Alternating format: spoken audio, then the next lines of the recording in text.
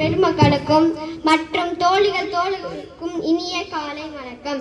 இன்று நான் ஒரு மனிதன் இறந்த பிறகும் அவருடைய பெயரை மக்கள் நன்றியோடு நினைத்தால் அவர் வாழ்ந்த வாழ்க்கையின் மிகப்பெரிய வெற்றி அல்லவா?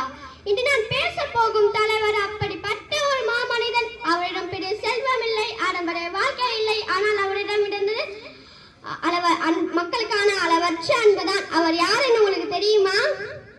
அவன்தான் பெருந்தலைவர் காமராஜர். 1903ஆம் ஆண்டில் ஜூலை 15ஆம் தேதி விருதுநகரில் பிறந்த காமராஜர் அவர்கள் பள்ளி படிப்பை முழுமையாக முடிக்கவில்லை. ஆனால் கல்வியின் மதிப்பை புரிந்து கொண்ட அவர் லட்சக்கணக்கான குழந்தைகளுக்கு கல்விதான் வாழ்க்கையில் உயர்ந்தது என்று ஒளியை ஏற்றினார்.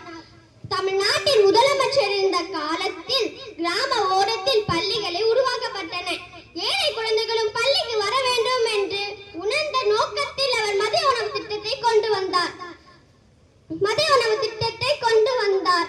பசியின்றி வயிற்றிலே பாரம் ஏறாது என்று உணர்ந்த ஒரே தலைவர் அவர். காமராஜர் அவர்கள் அரசியல் அதிகாரத்துக்கான நேர பாதை அல்ல, ஆனால் மக்களுக்கான சேவை செய்யும் வாய்ப்பாக கருதினார். எளிமை அவரது அடையாளம், நேர்மை அவரது பலம், தியாகம் அவரது வாழ்க்கை. இன்று நம்மிடம் கைபேசி இருக்கிறது, வசதியான வாழ்க்கை இருக்கிறது. ஆனா ஒரு கேள்வி நமக்குள் கேட்டு பார்ப்போமா? நம்ம காமராஜர் போல் நேர்மையாக இருக்கிறோமா?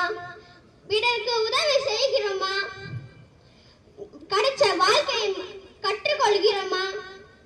காமராஜர் அவர்கள் நமக்கு கற்றுக் கொடுத்த மிகப்பெரிய பாடம் இது. நல்ல மனிதராக வாழ்வோம், நல்ல சமூகத்தை உருவாக்குவோம். நன்றி, வணக்கம்.